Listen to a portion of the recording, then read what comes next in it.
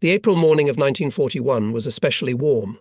The gentle breeze pleasantly refreshed the pilots' faces, rubbed the hem of their raglans. Our regiment was lined up in cascades at the aircraft parking lots, where technicians and mechanics had been working since dawn. Pre-flight preparation was going on. The regiment commander, Major Ivanov, with a planning table in his hands, gave orders about the order of takeoff, work in the zones, reminded about safety measures. He spoke slowly, with the arrangement. He was an experienced commander. We knew that Viktor Petrovich had a great experience of an aviator and complicated flights. The pilots listened to him very attentively for a reason: his ability to emphasize the main thing, to emphasize the peculiarities of the day, each time turned the pre-flight training into a real school for pilots. We loved these early morning hours at the airfield. Airplanes stood uncovered, technicians were working diligently around them, pilots were exchanging remarks. All this inspired confidence, testified to the measured, clear life of the regiment. And in general, for someone who is devoted to aviation, in love with flying, to be at the airfield in the morning a real pleasure. Familiar, barely perceptible smell of gasoline, aromas of steppe grasses, a special atmosphere. It is peculiar only to the airfield. And this airfield, not far from the Moldavian city of Balti, was especially native and familiar. We have been flying the southern sky here for more than 1 month. The border is close by, and it imposes a special responsibility on us. The bright rays of the sun were beating directly into Major Ivanov's face, but he only slightly squinted his big brown eyes, continued to give the pilots the same measured farewell. And suddenly there was some excitement in the regiment. Something distracted our attention. I myself became wary when I heard the distant rumble of engines. The sound of engines was unfamiliar. The regimental commander looked to the west. We all turned there, looking up into the sky. 2 unfamiliar outlines of airplanes were approaching our airfield. A few minutes passed, and they stood on a landing course. What kind of machines are these? Why? Why, thought each of us. Very similar to the Savoys, finally said the commander of our squadron, Sokolov. He can be trusted. The senior lieutenant had combat experience, was a connoisseur of aviation. Pilots heard about this Italian bomber, and the cars are already rolling down the runway, turn off it, approaching the parking lot. Indeed, they are Savoys. And the signs on them are not Italian, someone said. Signs of the Yugoslav Air Force. They have this type of bomber in service, said the regiment commander. He had already given the duty officer the necessary orders, and apparently had a clear idea of what to do. Not far from us, bombers stood up, silenced engines, and immediately from the cabins on the ground descended several people. It was obvious from the insignia that they were senior officers and generals of the Yugoslav Air Force. The regimental commander and the chief of staff went to them. The senior of the arrivals separated from the group, greeted the commander. We heard his report. He spoke in Russian, clearly, but with an accent. Hitler's troops are occupying Yugoslavia. They have approached Belgrade. The country's main airfields are occupied. A group of generals and officers of the Air Force decided not to surrender to the fascist troops, to fly to the Soviet Union. They flew all night. We landed at the first airfield near the border. Please report to the High Command about us. Viktor Petrovich immediately ordered the Chief of Staff of the regiment and Matveev urgently contact the command of the Odessa military district. He gave other orders. Then he invited the Yugoslav pilots to the canteen to have breakfast. In an hour and a half, Savoys flew away. In the cars to escort and assist the crews sat navigator of the regiment Chaika and Inspector Kurilov. Both knew well the route, the peculiarities of landing at the airfield in Odessa.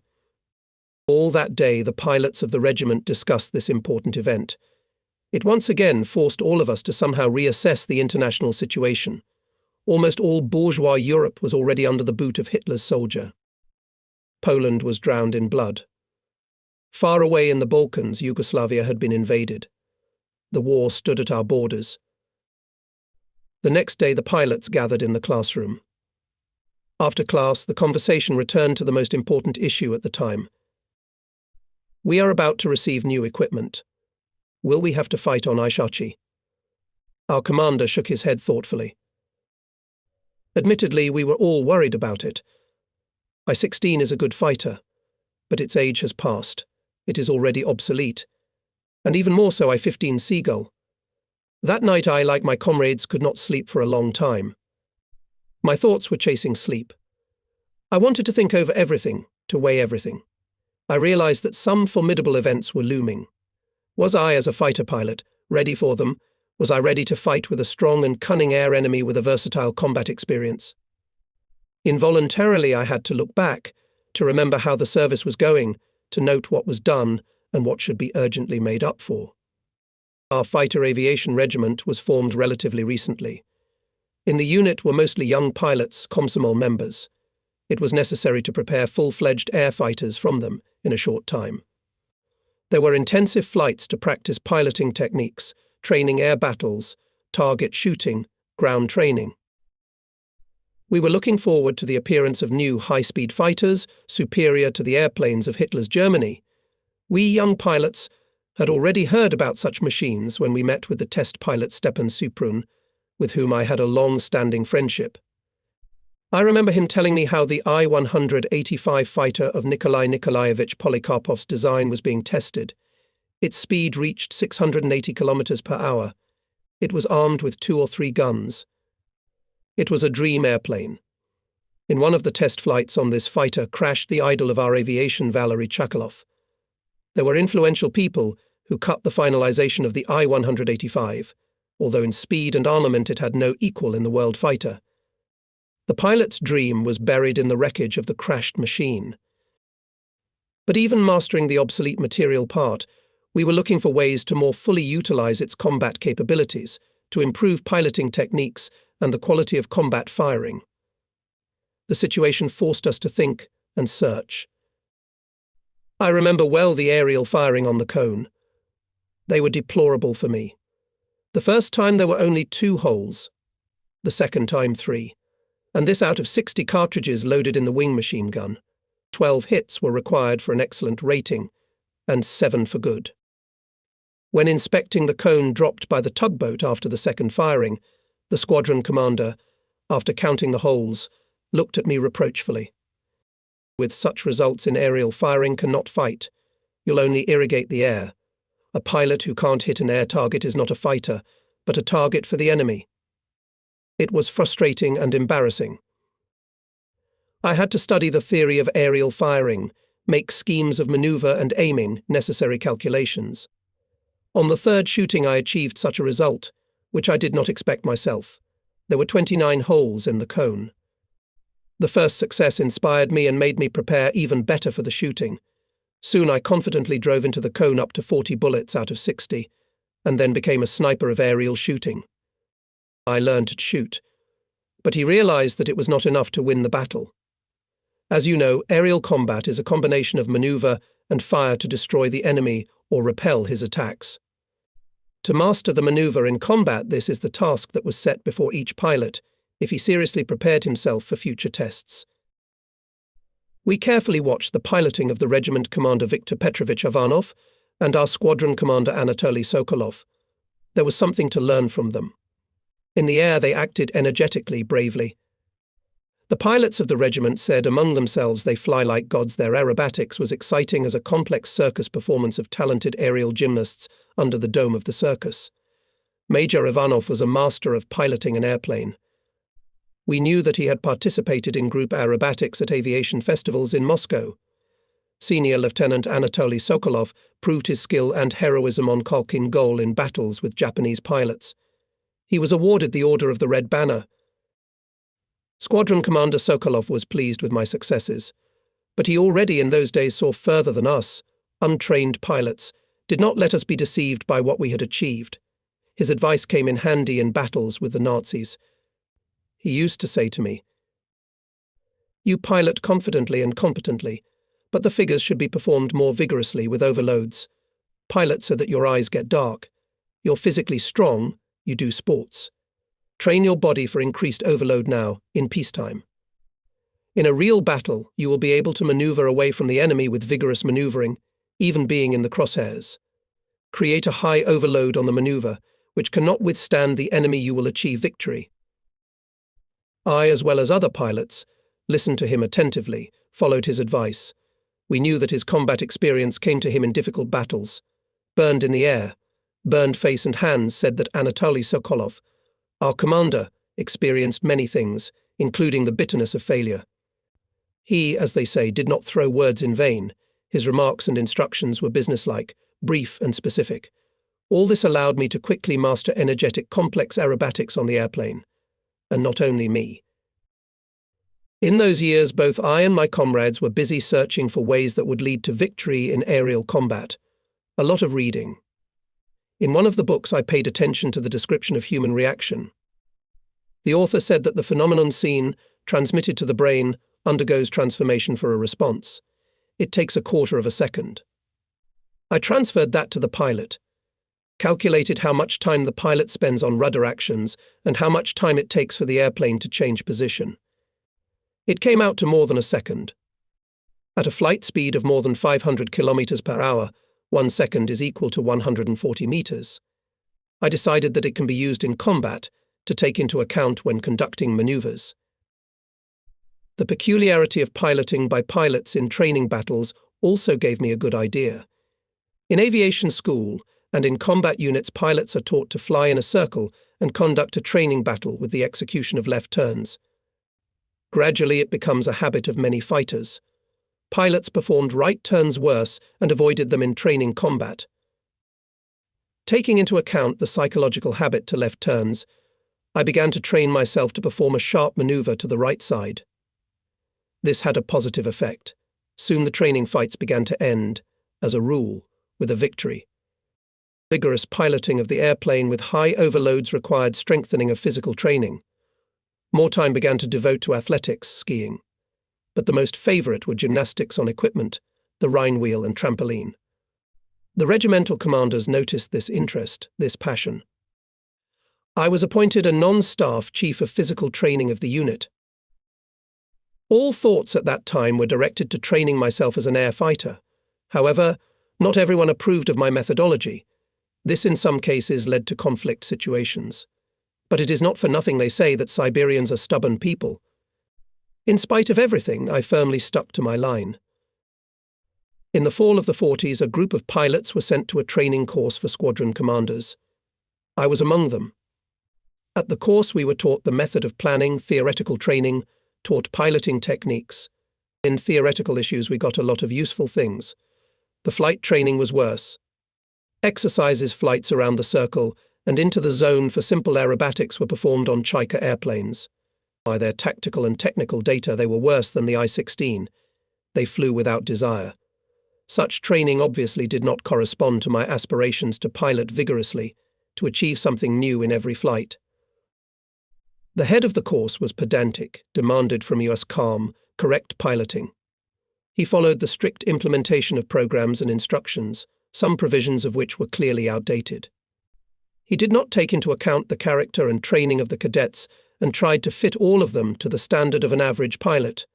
My flying style clearly irritated him. Rarely a flying day was without compulsion. You fly to the zone for aerobatics and here. Pokrishkin.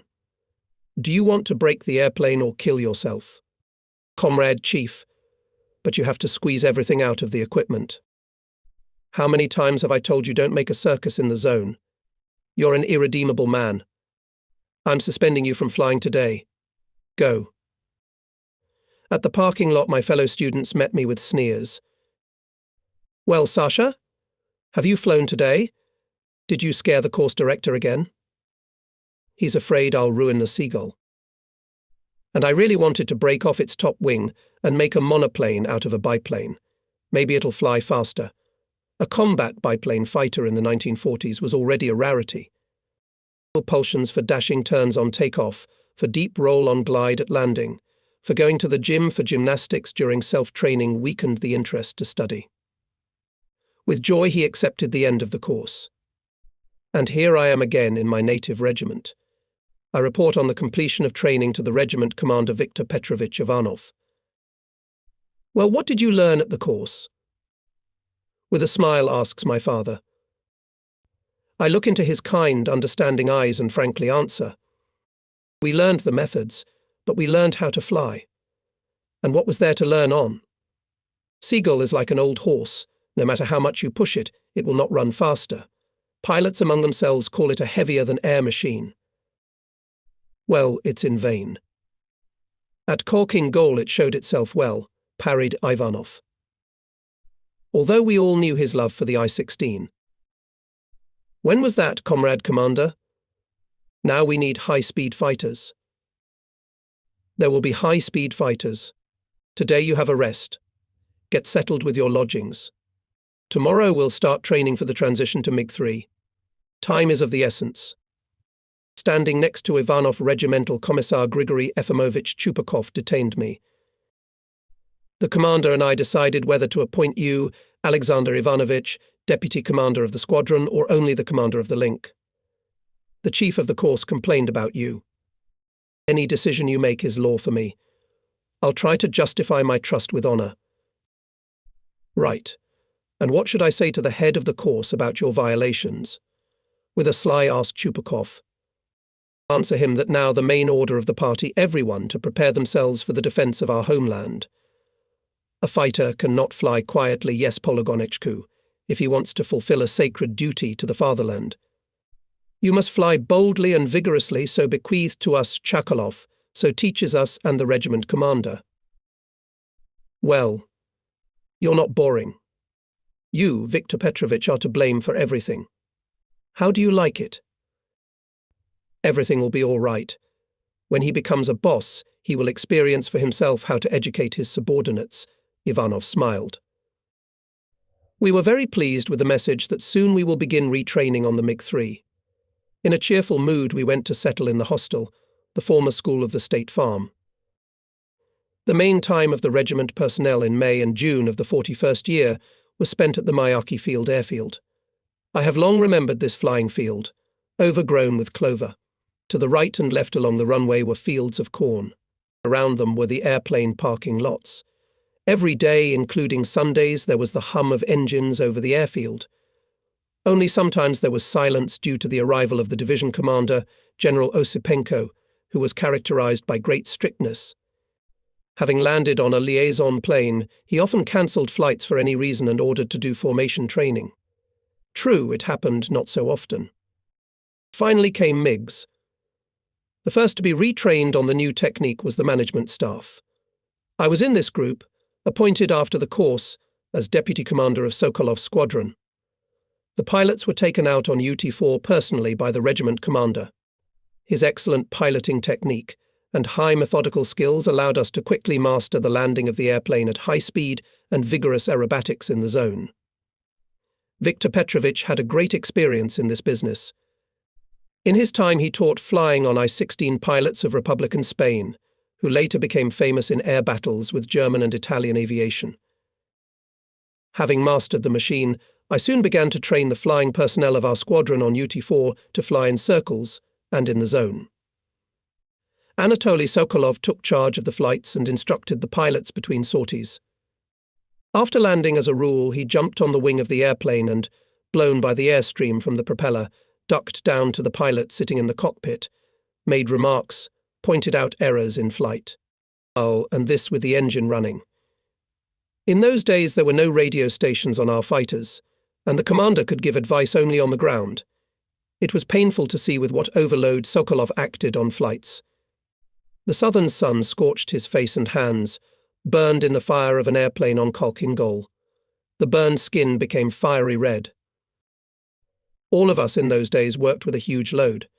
We knew that the international situation was difficult, that fascist Germany was concentrating its army near our borders. The flying staff of the squadron was different in training. Some had to pay special attention to teach them to fly, as required for the transition to the MiG-3. There was also a breakdown of psychological skills acquired in flights on the previous aircraft. Some people found it difficult to learn new things. Semyon Ovchinnikov had a particularly difficult time. By his character, he was more suitable for staff work. Given this, Ovchinnikov and was appointed adjutant of our squadron. He stubbornly defended his principles of action in the air, was an ardent supporter of smooth piloting techniques. Our arguments sometimes reached the point of quarrels. Semyon, when will you stop piloting the airplane in slow motion? You pause between aerobatics. That's no way for a fighter to operate, I argued. It gives the enemy time to attack and aim. I'm piloting correctly. What are you doing to the car? You're throwing it so much that you're about to rip the tail off the wings. There's no other way to do it. If you want to win, you've got to be more energetic. Don't be afraid of overload. You've got to make your eyes dark.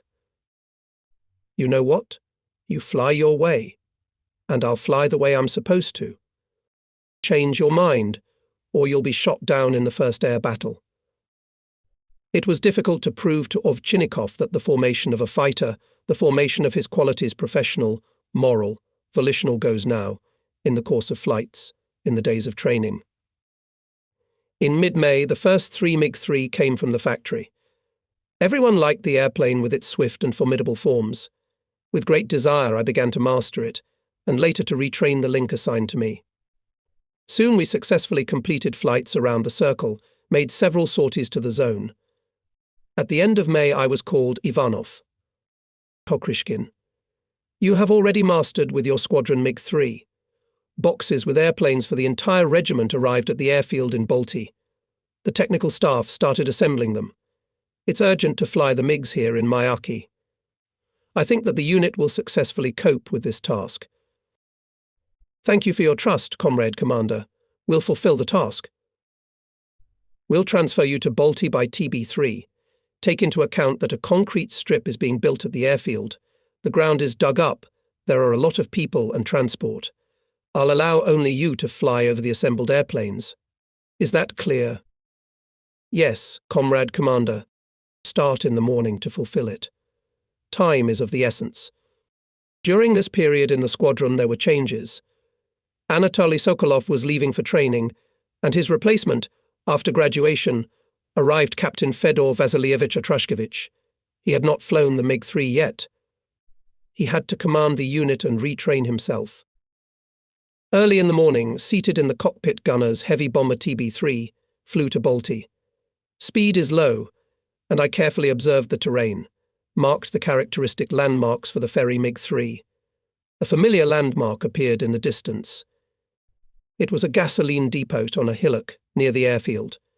Painted white to reduce the evaporation of fuel, tanks stood out on the green background of the area. Bright spot were noticeable from afar.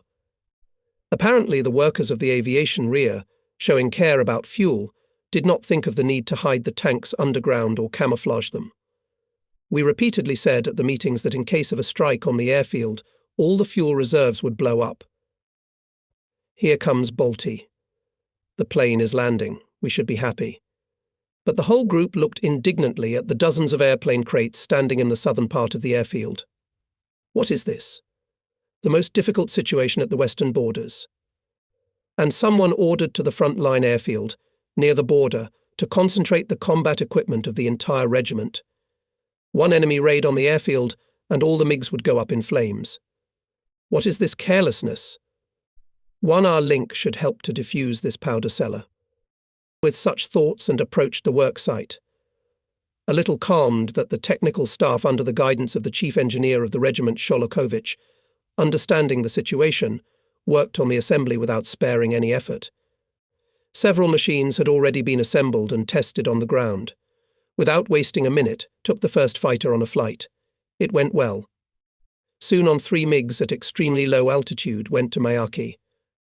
We returned on TB3. By evening we overflew and overtook another 3 airplanes. We were exhausted for that day, but we knew that we were doing important and necessary work. In the following days I included elements of complex aerobatics in the vertical plane in the complex of overflight. It was an additional training, which I did not have time to do in Myaki. With each flight I got to know the new machine better and better. Even the feeling of merging with the airplane appeared. With each flight it grew and strengthened. And the fighter liked it more and more. The airplane was created for vertical combat, and piloting it, I tried to master vertical figures. Once, Diving on the airfield, I vigorously brought the plane near the ground on the hill. Suddenly I felt a sharp warming in the cockpit. I looked at the instruments. The water temperature increased rapidly. Here it is already above the permissible norm. Immediately went to land, reported to Sholokovich about the malfunction in the engine cooling system. The inspection revealed a break in the radiator flap. Breakage. Nothing terrible, Sholokovich said calmly. We will replace the flap with another one and everything will be all right. He was supported by the team leader from the factory, seconded to the assembly of aircraft. No, comrades. This will not do, I objected. This is a design defect. The flap is made of a very thin sheet of dural. At high speed it can break off at any moment. How do you fly? Not only the flap, but also the wings can break off. The tests at the Research Institute did not reveal such a defect. The representative of the plant stood his ground. I don't know how you tested there, but the defect is serious, I objected. In combat can be even higher speeds on the piloting, even higher overloads. What do you want? That the pilots, because of the flap in combat, forced to land next to those who were shot during the assault? Let's check another airplane. The second flight with a steep dive also led to the rupture of the radiator flap. There was nothing to argue about. We gave a telegram to the factory. I should note that the defect was eliminated promptly. Factory crews replaced the flaps first in our regiment, then in other units. In the course of overflight and distillation of airplanes, our squadron managed to work out many elements of aerobatics.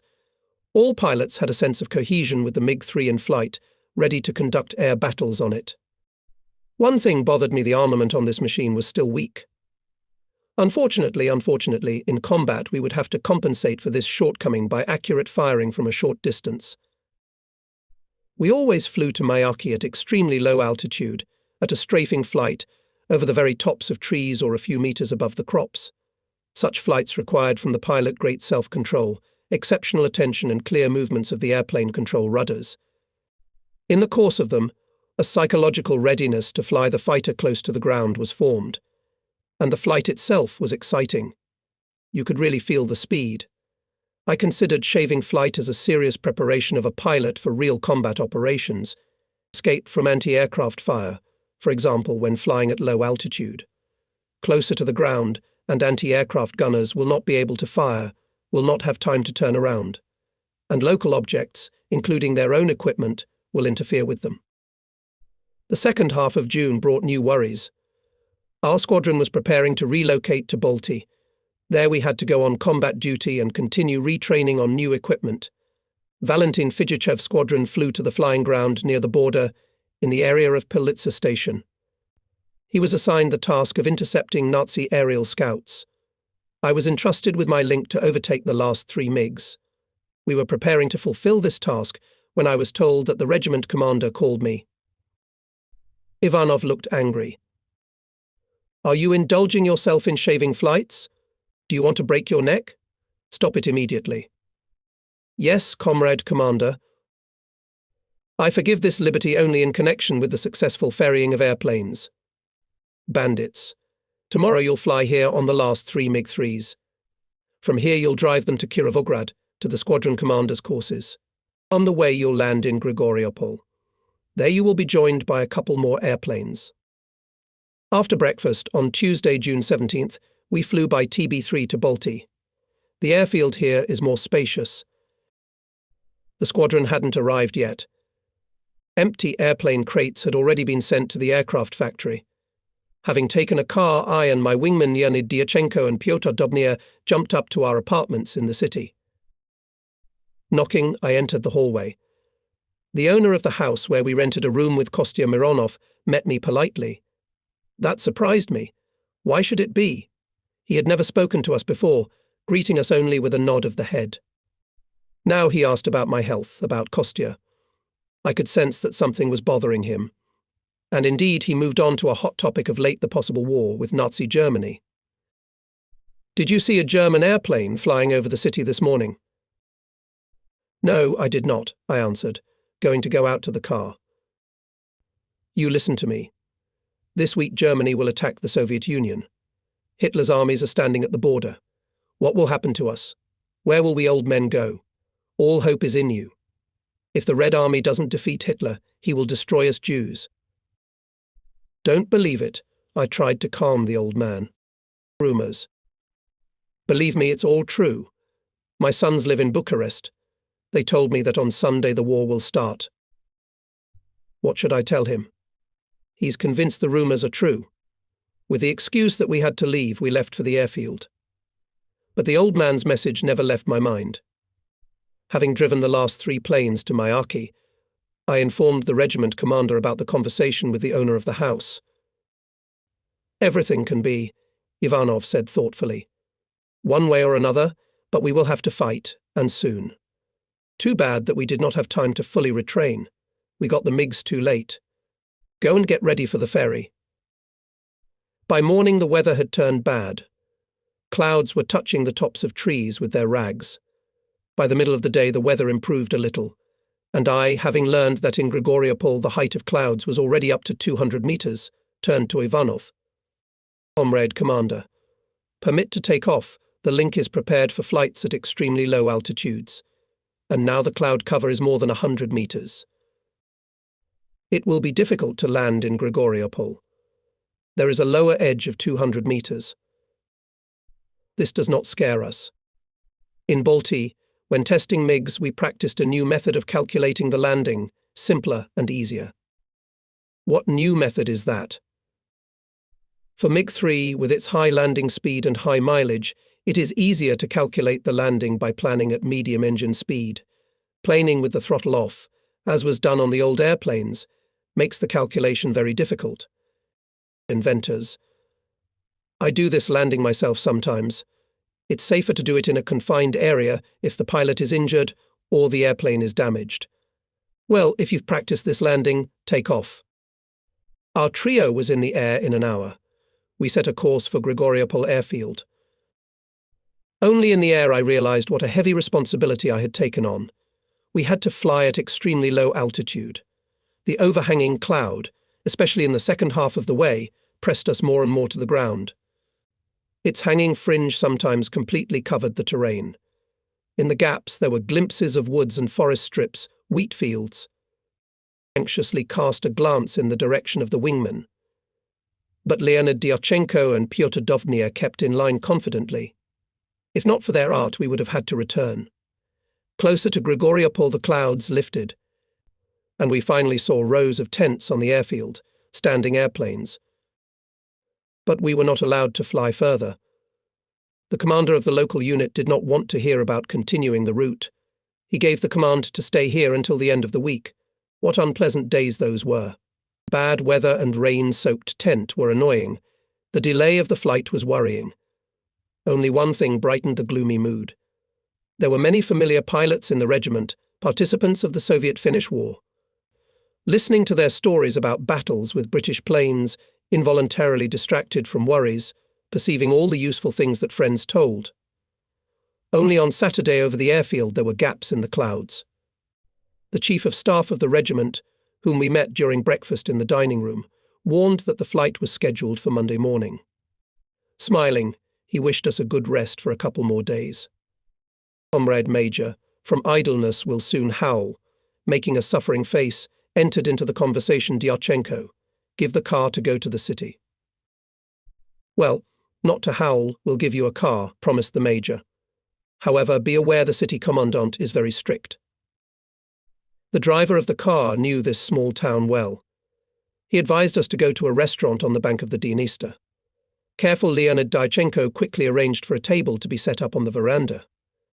A good lunch, vases with strawberries and cherries, a beautiful view of the Dniester raised our spirits.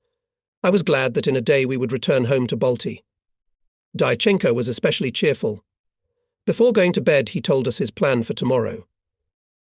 Tomorrow we should visit once again a wonderful establishment on the bank of the Dniester. We went to bed in a cheerful mood. We had no idea that Dyachenko's wish would not be fulfilled, that he would give his young life defending the sky of the motherland and would be buried on the land of Ukraine. After all, it was Saturday, June 21st, 1941. Who in those hours knew what Sunday afternoon would be like? Frequent ringing sounds picked up from the bed. They were hitting the rail. An alarm. I habitually fumbled in the darkness for clothes and boots, and nearby the stomping of the regiment's aviators running past the tent. Dyachenko, looking at me from the bed, grumbled unhappily. "Why did you jump up?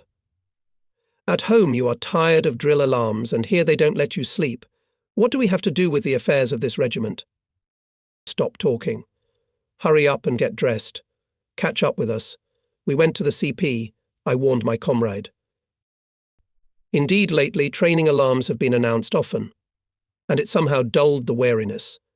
But today these signals made me remember the conversation with the owner of the apartment in Balti.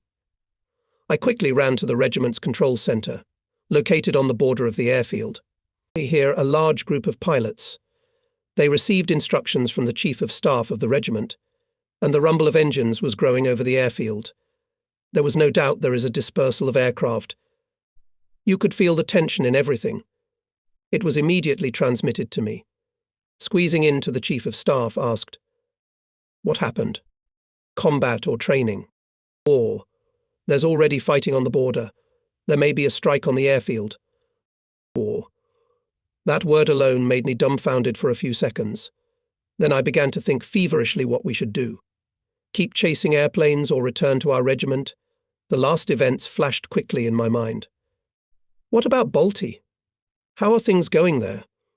There's bound to be a raid on the airfield and the city. Who will repel the blow? My squadron is here in Grigoriopol. Fidjichov's is at the landing site. This is half of the squadron, and the most prepared. We've made a decision we must fly to Balti. Stop. Our airplanes have no weapons and no ammunition, so we can't fly to Balti, only to Myaki. Comrade Chief of Staff, let us return to our regiment. Let the technicians prepare our planes for departure. Stand down. All the technicians are busy now. 2 squadrons are preparing to fly to Kishinev. But we can't wait. I make a decision to prepare airplanes for the flight by my link. I still have the experience of a senior aviation technician.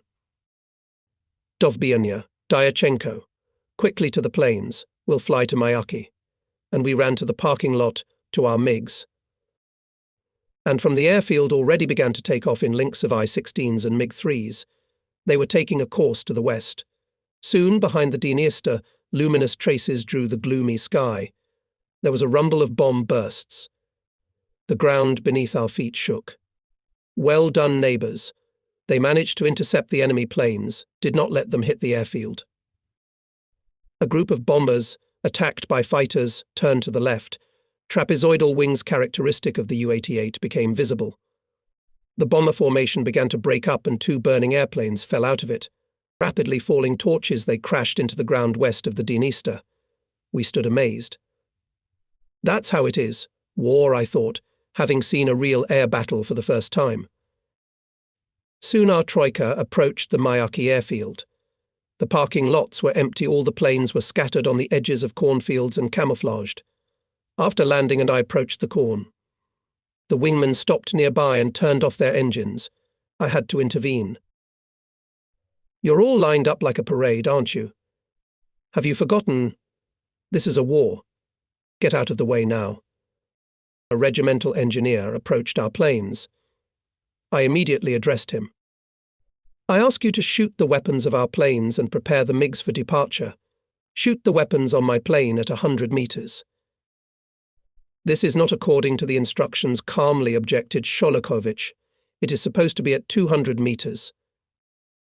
In these minutes, every second of delay seemed to me a crime. Let the weaklings shoot at 200 meters, and I will shoot at 100 and less. All right, we'll shoot the way you want, agreed the engineer, realizing that time indeed does not bear, and seeing my hotness. At the command post, I did not find the regiment commander. I turned to the chief of staff and Matveev. I report in view of the special situation. The performance of the task of ferrying airplanes stopped. The unit returned to the regiment. That's good. I need you. Look here. He pointed out a settlement circled with a red pencil on the map. Here, near the village, Ivanov landed without fuel on a UT-4. You'll fly there on the U-2. Inform the commander of the situation and tell him to fly to Mayaki immediately. Why me, Comrade Chief of Staff? Allow the squadron to fly to Balti. Half of our squadron is fighting there. Matveyev didn't interrupt me. Apparently he understood the pilot's condition at such moments. He was somehow detached. Apparently he had already experienced this news, he said. It's already less than halfway through. Atrashkevich had not yet arrived from Pylitsa. Ovchinnikov was killed in battle when enemy planes raided the airfield. The 2nd Squadron flew there for reinforcement. What will they use to refuel? The fascists burned the fuel. The situation there is difficult. I see that our Chief of Staff is thinking. But somehow I didn't get the meaning of his words. Allow me to fly there as a link. We're trained on MiGs. You can send anyone on a U-2. There's no need to fly to Balti. Hurry to Ivanov, understand?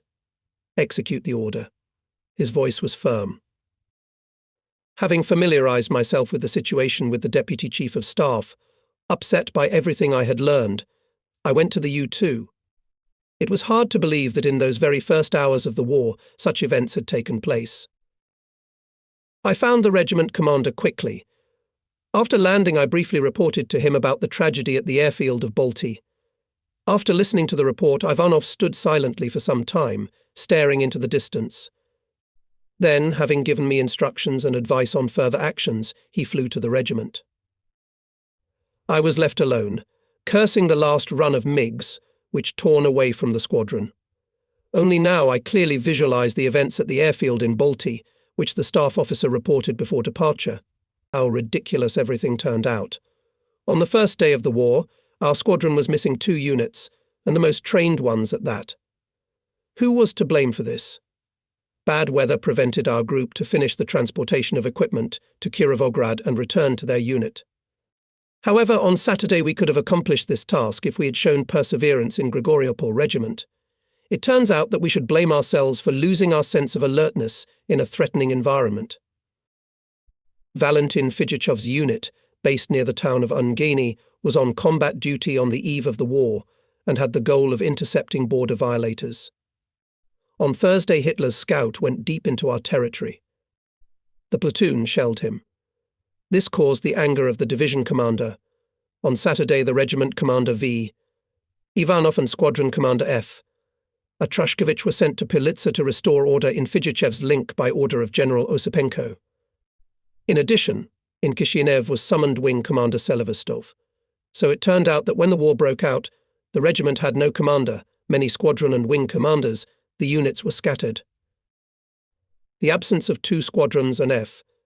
Atrashkevich at the airfield on the morning of June 22nd, and a total of 8 of the most trained pilots, led to the loss of combat effectiveness of the squadron. 5 ordinary pilots who were on the airfield, not yet fully retrained on the MiG-3, led by the adjutant of the squadron Semyon Ovchinnikov and the commander of the link Konstantin Mironov, did everything to repel the attack of a large group of bombers, covered by Messerschmitts. But the forces were unequal. It was not possible to prevent a blow to the airfield. Hitlerites lost 3 airplanes, but Ovchinnikov was killed in the battle. It was sad to think about all this. I wanted to return to the regiment sooner. The soul longed for battle. My battle friends had already been fighting for half a day, and I was waiting for fuel. In the middle of the day, a gasoline truck finally arrived. I immediately refueled the airplane and flew to Mayaki. Dyachenko and Dovmia were waiting for me at the airfield. When will we be given a mission? Tired of waiting under the wing of the airplane, the first thing I heard from them. Now I'm going to the control. I'll find out everything. I reassured the wingmen. Reported to the commander about arrival and immediately asked, "Give us a combat mission. Already half a day everyone is fighting, and my wingmen are like at a resort. The task will be difficult for you. Fly out in a formation and scout the presence of enemy aircraft at the airfields of Iasi and Romani. Do not engage in combat. The main thing is reconnaissance." Immediately the 3 of us sat down to prepare for the fulfillment of the combat mission.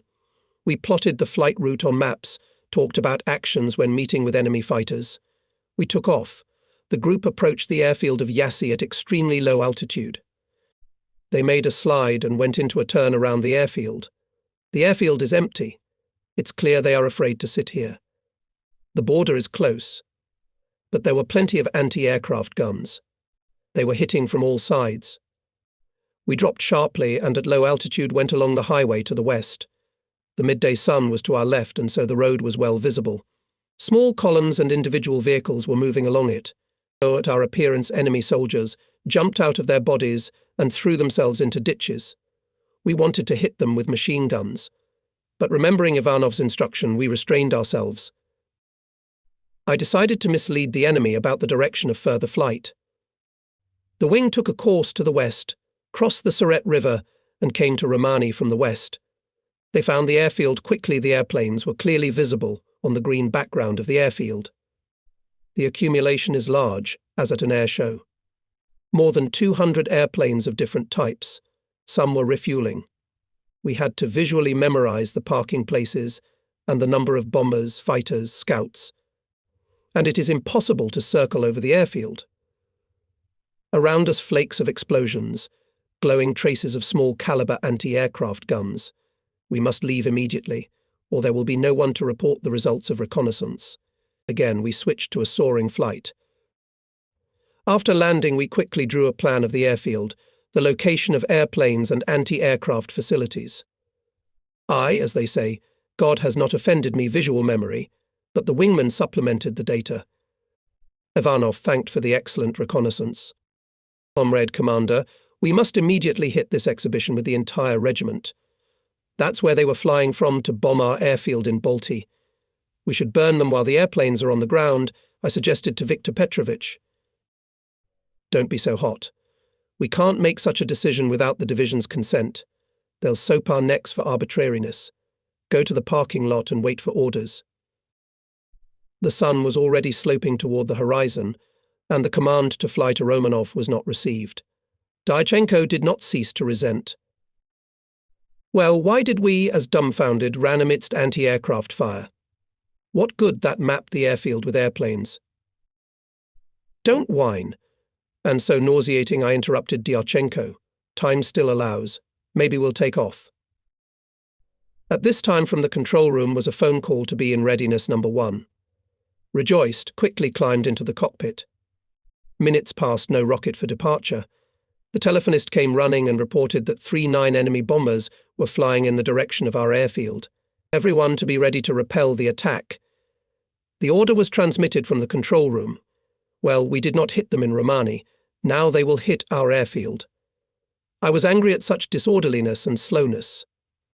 And, as you know, anger does not lead to good.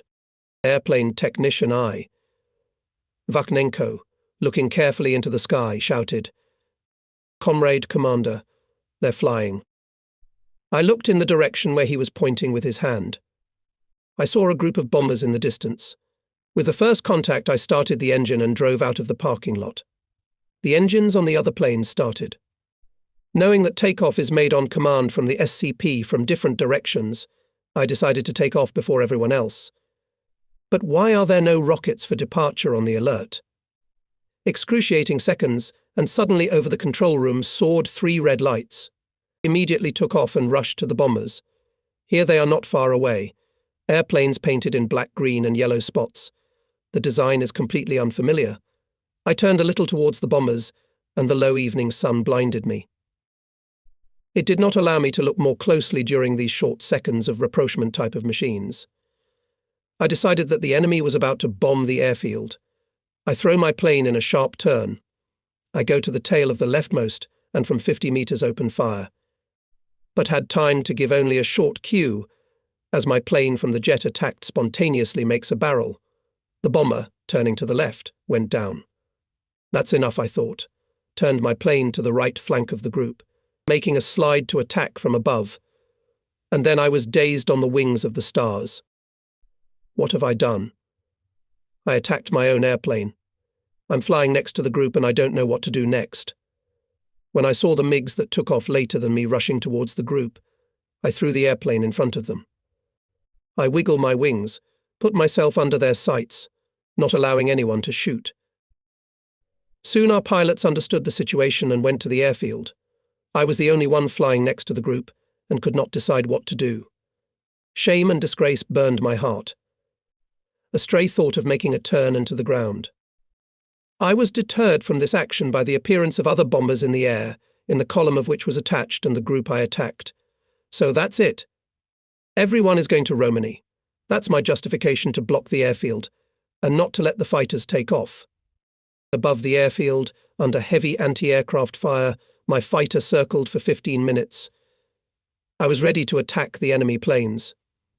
But no one took off, and our bombers never came up. Probably they were working on other targets, I decided, and set a course for home. I'm approaching Yassam. Columns of smoke below. It all makes sense. Ours were bombing an enemy troop concentration near the Prut River. In these minutes I calmed down a little.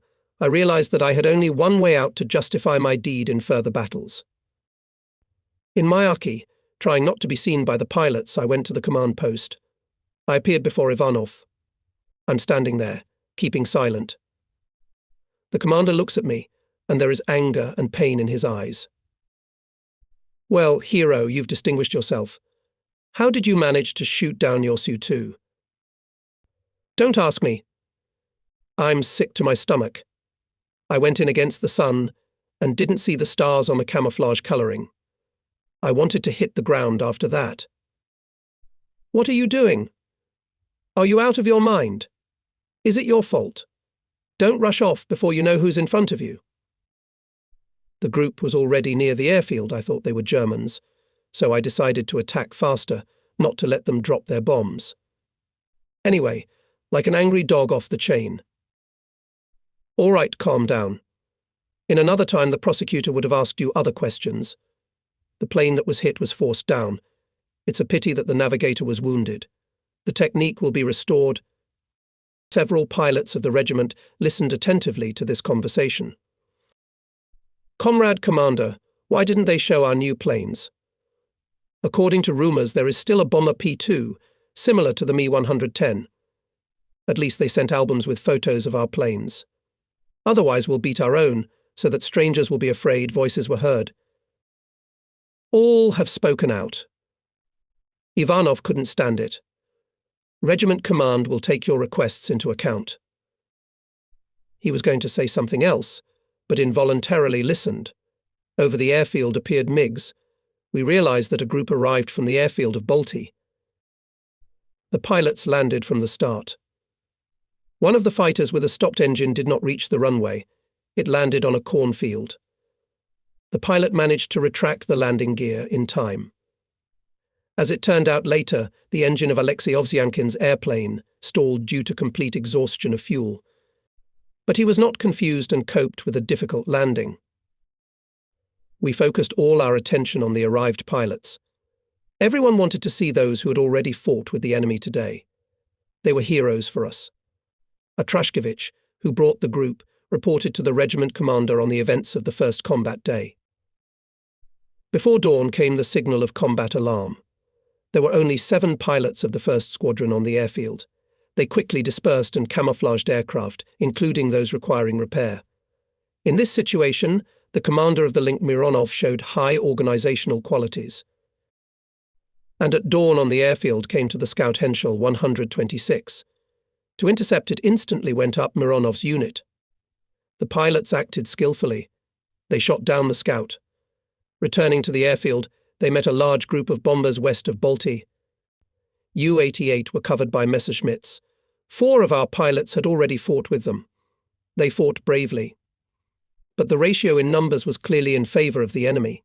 The strike on the airfield 7 could not reflect. Bombers dropped bombs on the parking lots, on the gasoline warehouse and barracks where the builders lived.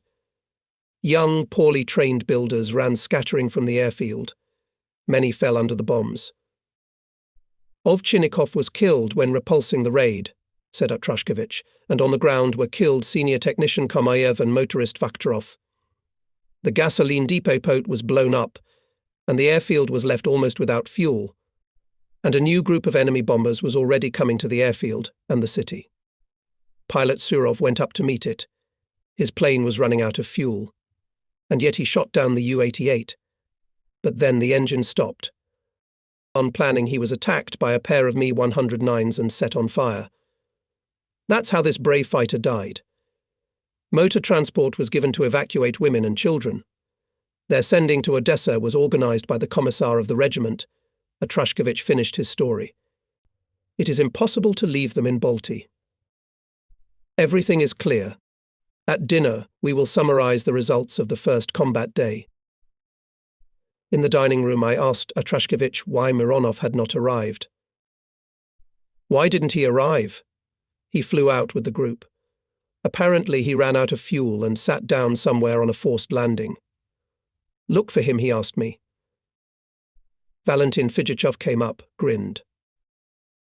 Sashka, they say you also distinguished yourself today, shot down your Su-2. Don't disturb my soul.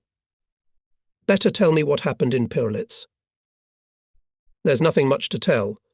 We intercepted an intruder on Thursday. He started shooting back, so he fired a burst from the machine guns. We got carried away and skipped the border. On Saturday, Ivanov flew in and Atrashkevich arrived. There were a lot of reproaches. Even a representative of the district prosecutor's office flew in. How does it all work? They, bastards, insolently violated our border, and you can't touch them. Dyachenko entered the conversation. We should have shot them down.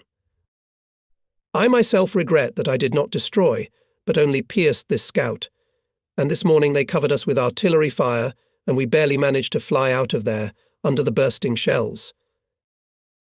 And how did Ovchinnikov die? I asked Atrashkevich. He fought on curves. But a MiG-3 is not a seagull. He was pinned down by a pair of Mi-109s and shot down. He fell on the edge of the airfield. All the pilots of the regiment gathered for dinner. The commander tapped a glass with a knife. Everyone fell silent. Comrades. Before we begin dinner, I want to conduct a brief review of the regiment's actions on the first day of the war with Nazi Germany and its allies. First of all, let's honor the memory of those who gave their lives today for our motherland. Semyon Yakovlevich Ovchinnikov, Alexander Matvievich Surov, link technician Dmitry Arkadyevich Kamayev, and motorist Fadi Viktorovich Vaktorov died. They stood in silence for a minute, looking at the places where their comrades in arms always sat. Small bouquets of wildflowers were on the plates. How many more such losses will there be? And maybe, and on my plate will lie a bouquet of flowers. Major Ivanov told about the courage and bravery of our pilots in the first battles. According to the regimental reconnaissance in the area of Balti, we shot down about 10 airplanes. Mironov in the morning shot down a Scout Henschel 126. Atrashkevich shot down the commander of the enemy air group, a major, awarded the Iron Cross. Then Viktor Petrovich reported on the combat successes of other parts of the division. The pilots of the 4th Fighter Aviation Regiment successfully repelled enemy air raids on Grigoriopol and Tiraspol airfields. The regiment also fought over Kishinev and shot down about 20 enemy airplanes during the day. Squadron Commander Morozov rammed an Mi-109, and Captain Kaftanov, also a squadron commander, shot down 3 planes. I knew this brave fighter. Before his arrival in the regiment, he was a test pilot, perfectly mastered the combat machine. In the first hours of the war, the personnel of the 63rd Fighter Aviation Regiment showed themselves well. Here also organized repelled 2 raids of the Romanian aviation, was shot down more than 20 airplanes. Such information Ivanov pleased us. It somehow reduced the pain of the soul for the dead comrades in arms. It turns out, skillfully fighting, you can successfully beat the praised Hitler's ace. Atrashkevich asked the commander of the unit, Comrade Major, where are Kryukov and Mironov? Kryukov, by order of the division commander, flew a couple of reconnaissance flights to the Plesty area and did not return. There's no information about him yet. Mironov flew to Balti, but didn't arrive here at the airfield. The message about Pavel Pavlovich Kryukov, the nature of his task, caused bewilderment among the pilots. The flight was distant, at the limit of fuel reserve, the area was not studied. Everyone involuntarily imagined himself in Krukov's place. Such reconnaissance should be carefully prepared, conducted by stronger groups. Major Ivanov glanced angrily into the hall, and everyone fell silent. We knew that the regimental commander, a career officer, did not tolerate any manifestations of displeasure. Squadron commanders, I order tomorrow to organize the equipment of shelters for all aircraft and warn the personnel that during the bombing cannot run, but must lie on the ground in crevices, shelters. A direct hit to a person is very rare. If we teach the personnel to behave properly during bombing, then casualties on the ground will be extremely rare. Now everybody get some sleep. Early in the morning we'll start the combat work. I couldn't sleep for a long time that night. I was worried about Kostya Mironov, my friend, and it would be necessary for a short night in June to throw off the load of today.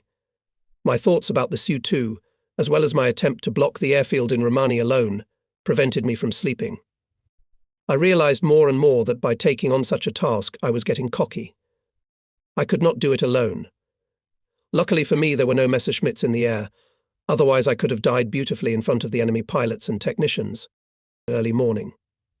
From the east the sky was getting brighter and brighter, and only in the west it was covered with night gloom. From the airfield came the growing rumble of running engines. It was interrupted by the crackle of short bursts from machine guns. It was the technical staff checking the serviceability of weapons.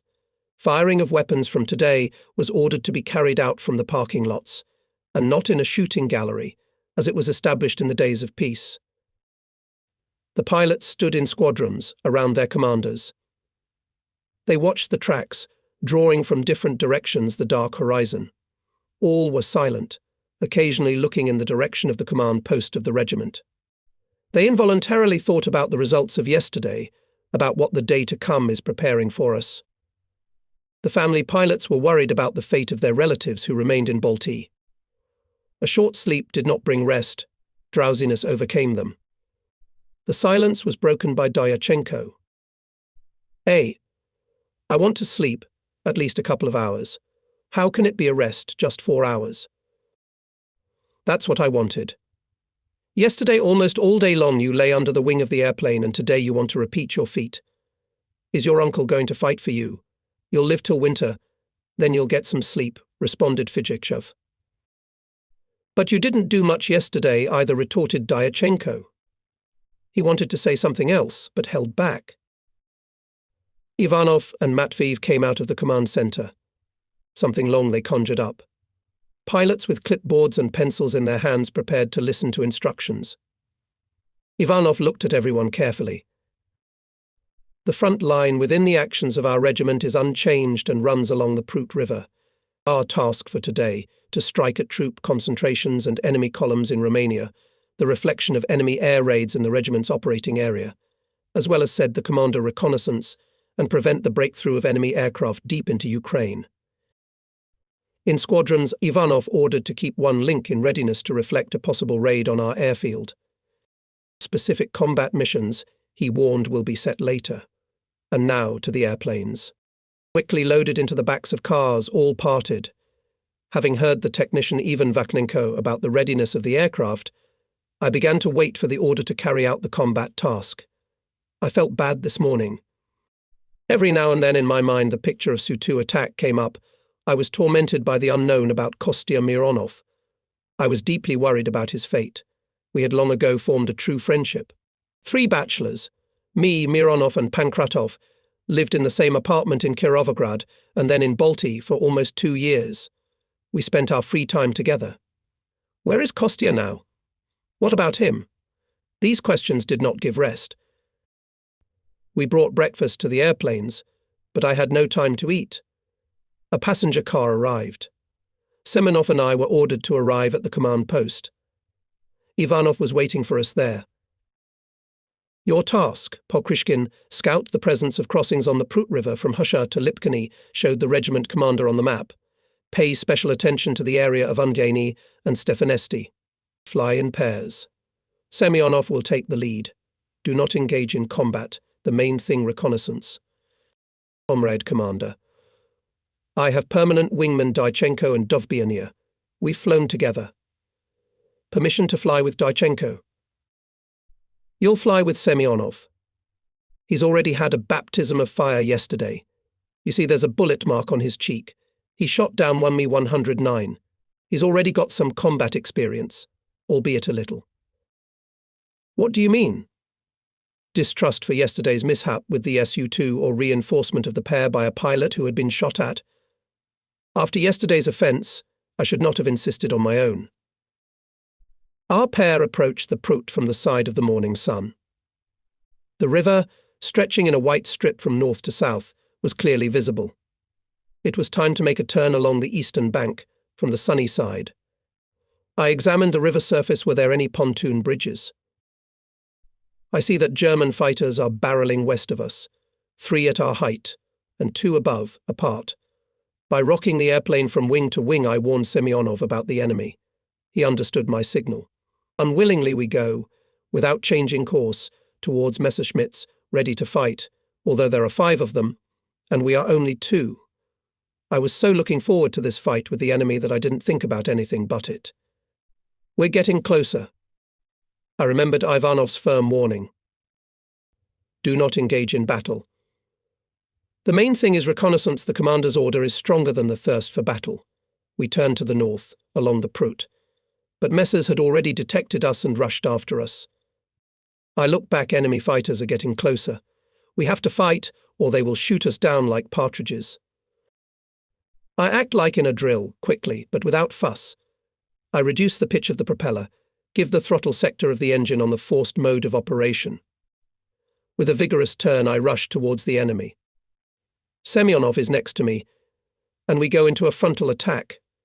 In my sights, I have the middle airplane of the enemy's triple, the total speed of convergence more than 1,000 kilometers per hour. Seconds pass, and I open fire.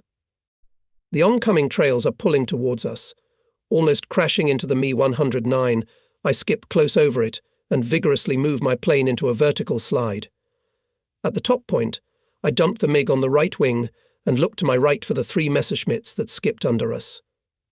I was firmly convinced that after a frontal attack it would go left combat turn, and in fact it did.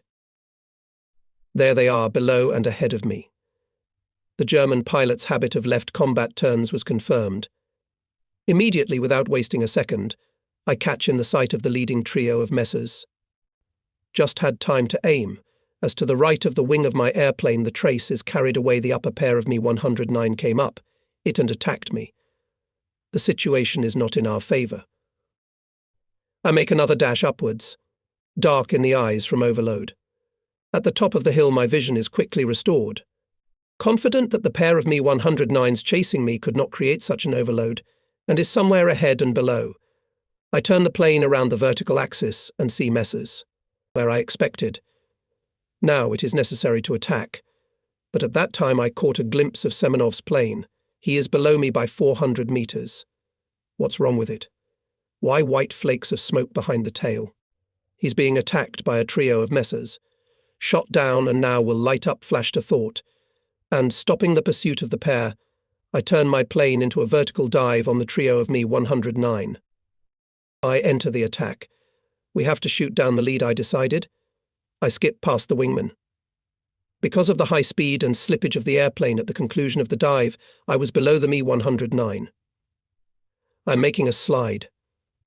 Here it is, the enemy plane. At point-blank range I give a line on the belly, then the second. Flames burst out of the Messer's belly. In those seconds I forgot about everything. The first enemy plane was falling burning from my queue. Forgetting about caution, looked at this torch in the sky. Carelessness was immediately severely punished. Explosions of shells, blows of bullets shook my MiG. The fighter was in an inverted position. With difficulty turned the plane and continued to fight. 1 against 4. It was necessary to ensure a safe exit from the battle. Semyonov, whose plane is undoubtedly damaged. To fight off the Messerschmitts on a wounded airplane was not easy. In the right wing gaped a huge through hole. In the left wing, an enemy shell ruptured the upper covering. At high speed the airplane tended to turn over on its back, barely enough rudders to hold it. But the desire to save Semyonov, a comrade in arms forced to fight this unequal battle, reflecting the attacks of Messers and attacking them myself, I did not have even a second to look at my watch.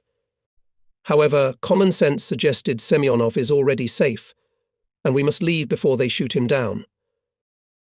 As soon as I made this decision, immediately making a sharp turn, vertical dive out of the battle, he flew to the airfield at extremely low altitude. I was thinking about Semyonov. What about him? Did he make it to ours? Before landing, I checked the landing gear hydraulic system. It turned out to be broken. I let them out safely and landed safely. I barely made it to the parking lot and turned off the engine. I couldn't get out of the cockpit right away. A terrible fatigue. Ivan Vakhnenko, the technician of the airplane, having inspected the damage, stood by the cockpit and looked at me in bewilderment. In my mind, I was reconstructing the whole picture of this heavy battle, my actions, explosions of enemy shells in the plane. I barely turned my head to look at the parking lots, and then I saw Semenov running up to my airplane. The joy that he was alive immediately removed all physical weight. I jumped out of the cockpit, dropped my parachute and stepped towards my comrade. Alive? Well, all the anxiety has fallen from my soul. I shouted to him. At that moment he was more dear to me than my brother. How badly were you hit? Not a single hole. But how did you end up here? When I was leaving, I saw you falling down burning, he asked in surprise. I've already reported to the command center that you were shot down. They mutilated the plane badly, but they didn't shoot it down. And Burning was the one who was going to shoot you down. Why did you leave the battle? The engine started acting up. The plugs went out as soon as I gave it some afterburner. Afterburner. Did you lighten the propeller before that? I forgot. I figured it out later.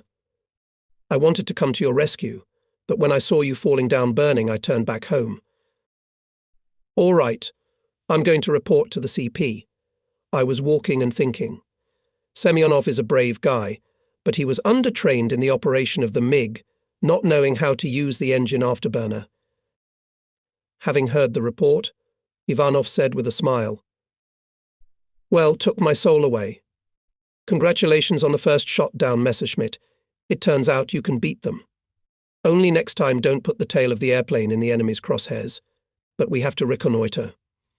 Take another airplane in the squadron and fly out with your link. The mission is the same. Yes, Comrade Commander. The task the squadron will fulfill. I answered cheerfully. We approached Prut at high altitude from the sun. Then steeply descended, combed the river section. We didn't find any crossings, so we went back. That was the end of that day for me.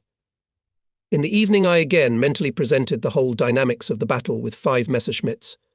Destruction of the Me-109s made me happy and gave me confidence in the future.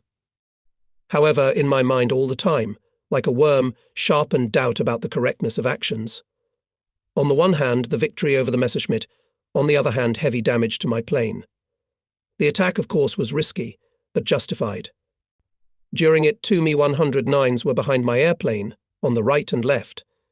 But if I had not shot down the leading one, it would have shot Semenov down seconds later. The mistake was that I, after igniting the Messerschmitt, delayed for a few seconds, watching the falling enemy plane. Here they are, the seconds used by the enemy. From the analysis of the first battle, there was a conclusion, which became an inviolable rule for me: do not look after the downed plane, and vigorously maneuver away and look for a new enemy. All the war won was guided by this law and taught it to my pilots. This rule has saved me and my comrades from death more than once.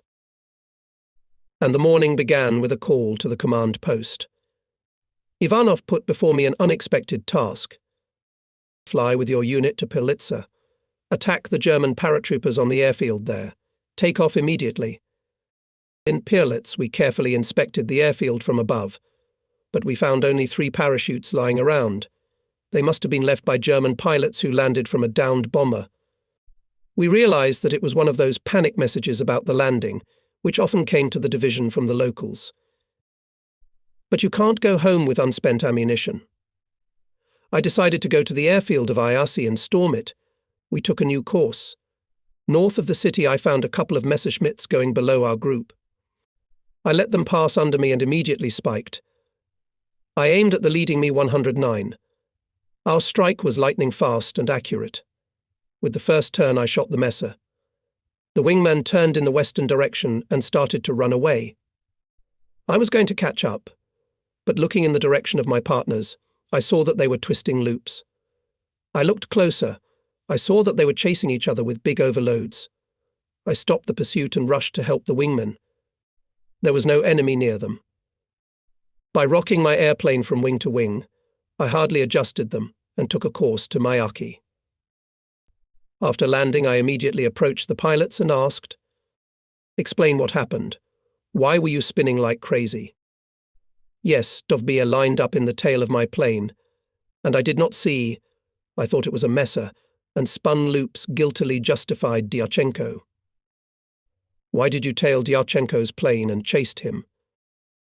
I tried to keep up with him, and he was doing loops, and so was I. It's all clear. It's just a pity that because of your mess we missed the second mass. Well, good for you, though. They made a merry-go-round. As if in a circus, I scolded the wingman.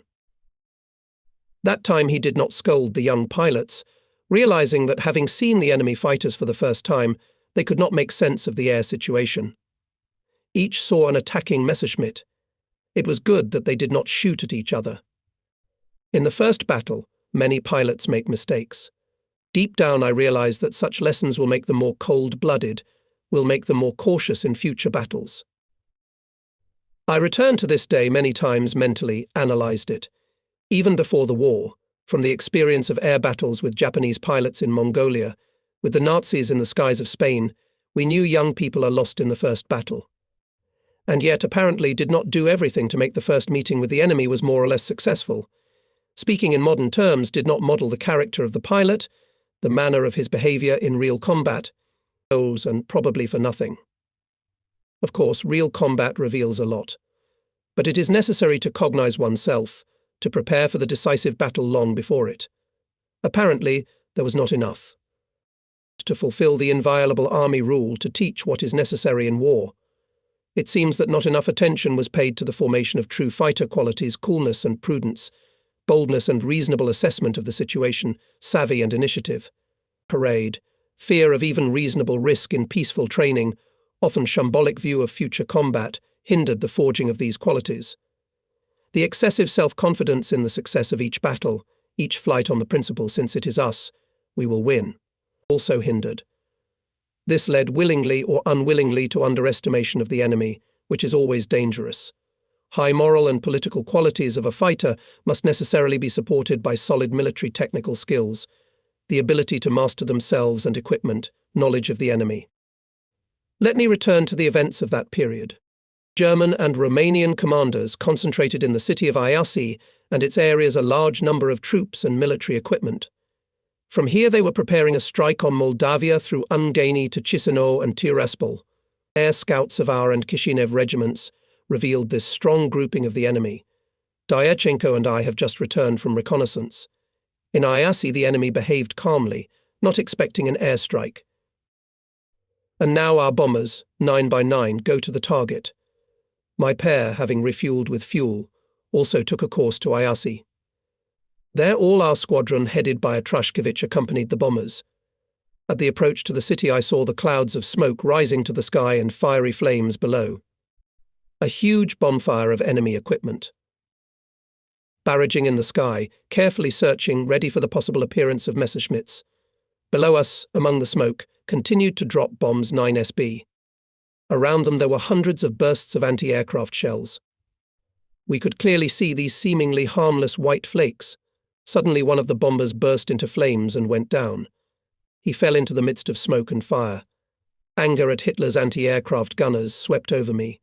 Shaking wings warned Dyachenko and steeply dive on a battery of anti-aircraft guns. My wingman confidently follows. Even on previous sorties to Iasi I knew where the anti-aircraft guns were. And now it was not difficult to find them. The flames flying out of the barrels were clearly visible from above. A few assaults dispersed the battery calculations in the shelters. My Dyachenko and I went to gain altitude. A Messerschmitt, which appeared from somewhere, rushes past us. I turned to him, shallow turn as if luring into the fight, trying to put the enemy under the blow. Dychenko. Messer took the bait, began to turn around on me, not noticing the wingman. Dychenko acted clearly and confidently. He pierced the Me-109 with a cue, and the Hitler of its steep spiral fell to the ground. How happy I was with this luck of my wingman. He personally shot down the first enemy fighter. Victory raises the prestige of the pilot before his comrades in arms, causes confidence of the command, but most importantly, inspires the pilot's faith in himself and in his weapon. This is the beginning of the real formation of an air fighter. In such fights, character is forged, shyness and uncertainty disappear.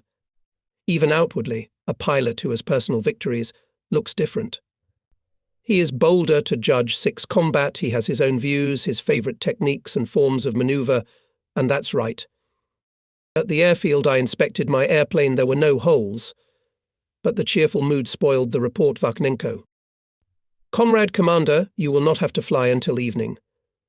The airplane is damaged. How did the engine work in the air? Normal. What happened? I asked him anxiously. A piece of anti-aircraft shell hit the nozzle and damaged the blower blades. Don't worry, we'll fix it tonight. We don't need this disaster. It's not a misfortune, Comrade Commander. It's worse. Ivan Vakhnenko stopped talking and turned away, looking past me. What's the matter? If you started it, then finish it. Did you hear what happened to Mironov? No. Tell me. Tell me, don't torture your soul. Mironov's gone. He died in the hospital. He was buried yesterday. This message was deafening, as if hit with a shoe. A lump came to my throat, preventing me not only to speak but also to breathe. Kostya, my friend, how could it be? The thoughts of death did not fit in my consciousness. At the command post I learned all the details of Mironov's ridiculous death.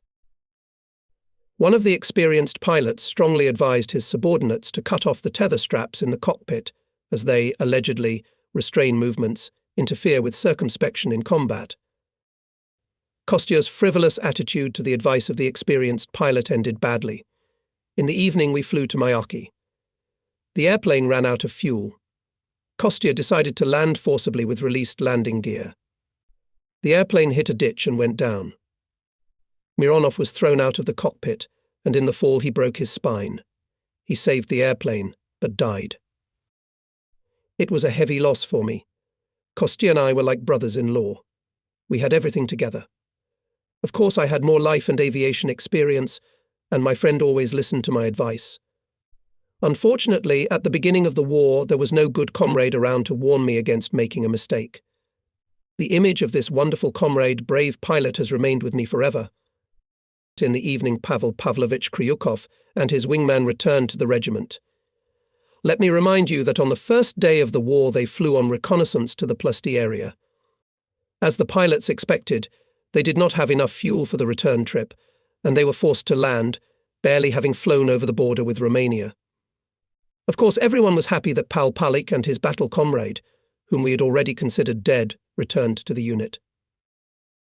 The hard-fighting day was over. A release was required. Regimental wit asked Kryukov a lot of ironic questions. Pal Palik, have you been visiting Mr. Antonescu? How are the king and queen doing there? Didn't they invite you to a reception? Palik knew how to keep such a conversation going. Of course, he assured me. They arranged fireworks in our honour, all along the route. Then they sent an honorary escort of 3 pairs of messers. We are very pleased with the reception.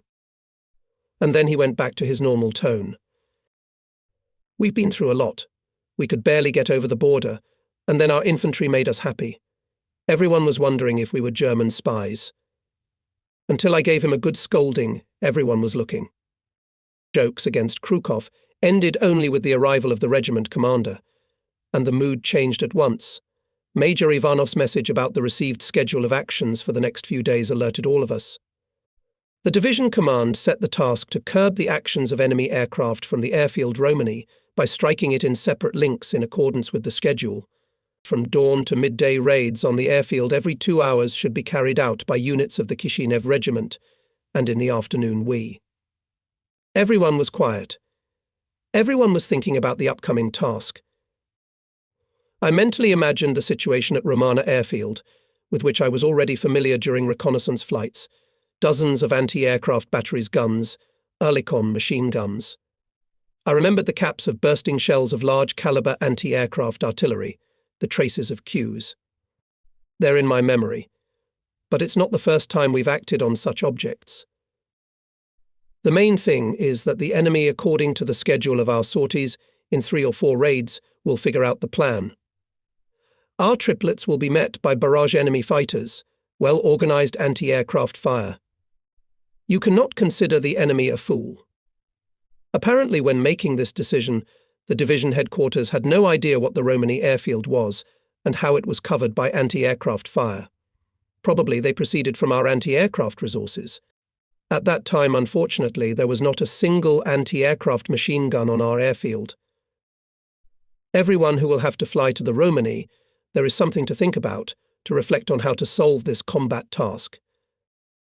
Squadron Commander Atrashkevich did not hold back, expressed his opinion. Comrade Regimental Commander, we are thus a great damage to the enemy will not cause. We will be met by anti-aircraft fire and fighters. It's better to strike once, but with the whole regiment. We have enough airplanes. If we act according to schedule, in a week we will be left without airplanes and without pilots. Every pilot at that moment agreed with Fyodor Atrashkevich's proposal. We reported to the Chief of Staff of the Division Kozlov our proposals. He confirmed the schedule of sorties. Ivanov replied, apparently realizing the dubiousness of the adopted schedule of actions. Orders, Comrade Atrashkevich, fulfill. And how to do it better you and I need to think. A little light from the airfield already took to the airplanes links went on reconnaissance, groups to attack enemy troops. In the second half of the day went to the airfield Romani. The first raids were without losses. It had the effect that the regimental headquarters in the first half of the day maintained contact with the neighbouring regiment, analysed their methods of action. Therefore, the first of our 3 came from directions from which the enemy least expected them. Major Ivanov skillfully led the combat operations, instructed each group, listened attentively to reports on the fulfillment of combat missions. None of the trio did not repeat the direction of the strike, altitude manoeuvre. Regimental commander, relying on the data of the headquarters, did everything to avoid a pattern in combat operations. He even slightly shifted the time of the strikes. The sun was already above the horizon, when to the parking lots of our planes came bomb explosions from the direction of Kotovsk. Everyone listened. It became clear the enemy aviation was bombing the city. Instantly about 10 MiGs took off. The group headed for Kotovsky. 9 U-88s, having bombed the station, turned to the west. Our pilots attacked them from the start. Junior Lieutenant Yakovlev, who was the first, aimed at the leading bomber and, without leaving the attack, crashed into it. The enemy formation fell apart. Continuous attacks, pilots destroyed junkers one after another.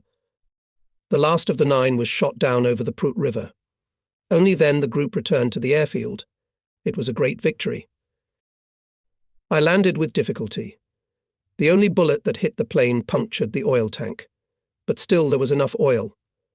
It saved the engine from jamming and me from a forced landing. After landing, there was a lot of talk about this successful fight.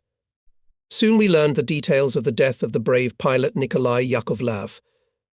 Success in the destruction of 9 junkers was largely predetermined by his daring attack. Having shot down the leader of the enemy group, he broke the control and psychologically suppressed the organized opposition of the enemy. Yakovlev was killed while diving. The bullet hit him in the head, but the MiG, aimed with a firm hand, crashed into the bomber. By dying, Yakovlev ensured victory for his comrades in arms. He showed an example of rage and hatred of the enemy. His tragic fate overshadowed the joy of our victory, but it also instilled pride for the hero. After learning the details of the death, the pilots unwittingly or unwillingly complained about our aircraft designers for the lack of armoured front windows on the fighters. We already knew that the Messerschmitts had them.